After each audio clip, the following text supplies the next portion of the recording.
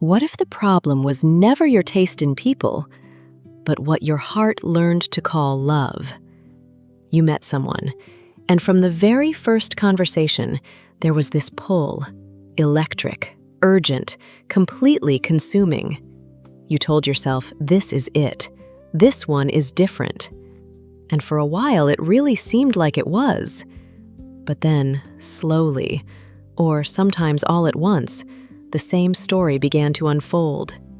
The inconsistency, the push and pull, the feeling of being almost loved but never quite enough. And when it ended, the hardest part was not the heartbreak.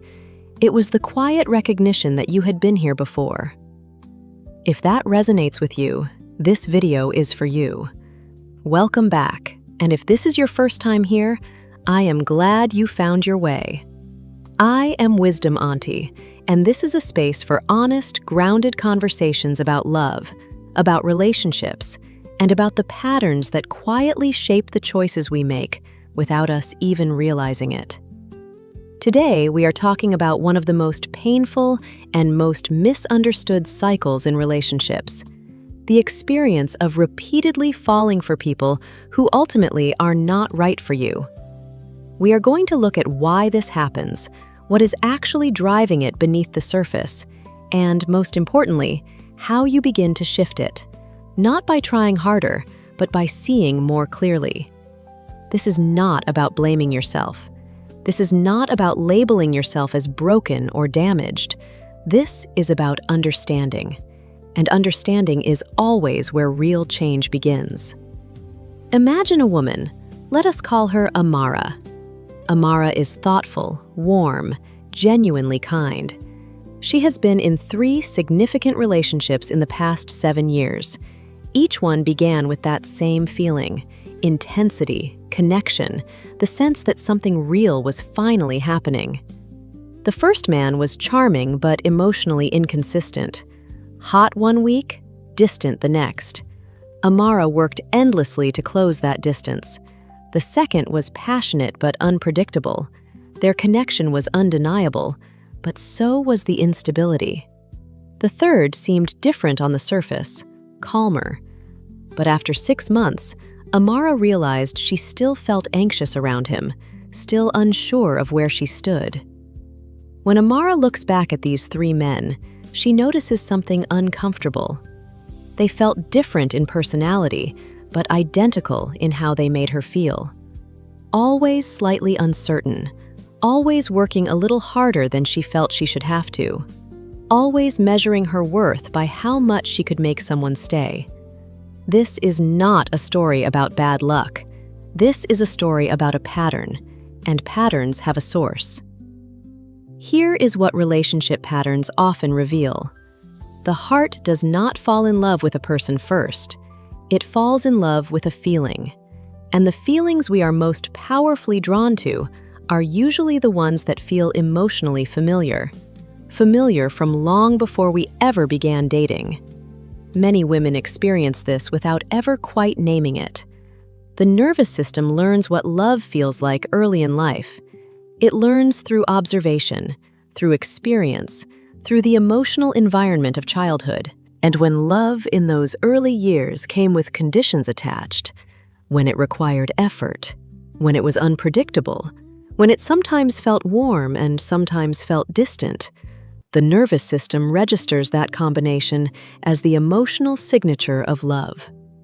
So when an adult woman meets someone who activates that same emotional cocktail, the uncertainty, the craving for reassurance, the feeling that love must be earned, the nervous system does not send a warning signal. It sends a rush of recognition. This feels familiar. This feels like love. Meanwhile, the person who is steady, consistent, genuinely available, they may feel flat. Not because there is no potential there, but because the nervous system has not yet learned to associate calm with love. It still reads safety as boredom. There is also something worth understanding called the completion drive. When love in early life felt just slightly out of reach, when we almost had the full warmth and security we needed, but not quite, there is a deep, subconscious pull to complete that story, to finally win the love that once felt withheld. And when we meet someone who activates that same dynamic, we do not just fall for them, we pursue them with everything we have, because emotionally, it feels like the most important thing we have ever tried to do. This is not weakness, this is human. And understanding it is the first step towards something different. So, how do you begin to break this pattern?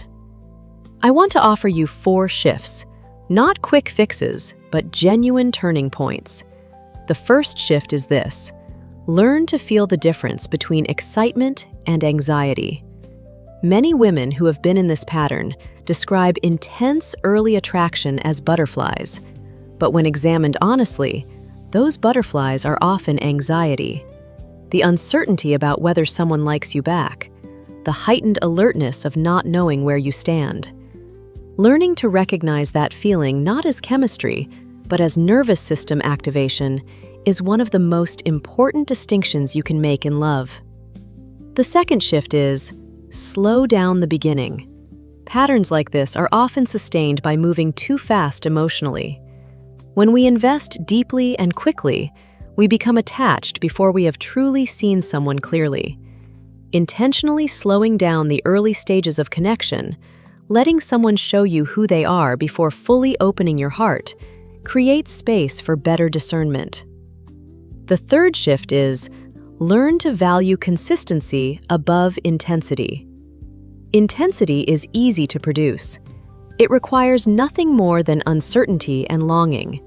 Consistency, showing up reliably, communicating honestly, treating someone well across many ordinary days, that is something far rarer and far more meaningful. Training yourself to find consistency attractive is not settling. It is growing. The fourth shift is perhaps the most personal. Begin to notice how love feels in your body, not just emotionally, but physically. Do you feel tight and anxious around someone, or do you feel open and at ease? The body often knows things the heart takes longer to admit. Peace in the presence of someone is not a lack of feeling. It may be the most important feeling of all. Breaking a pattern does not happen in one conversation or one moment of realization. It happens gradually, as you begin to trust your own clarity more than your own craving. As you begin to choose something that feels new, because new is not always dangerous. Sometimes new is simply what healing looks like. You are not destined to keep falling for the wrong person. You are learning. And every time you see the pattern more clearly, you take one step further away from repeating it. You do not have to keep choosing the love that hurts in order to feel like you are truly in love. The love that is steady, honest, and real. That love is worth learning to recognize. Thank you for being here. Take care of your heart, and I will see you in the next one.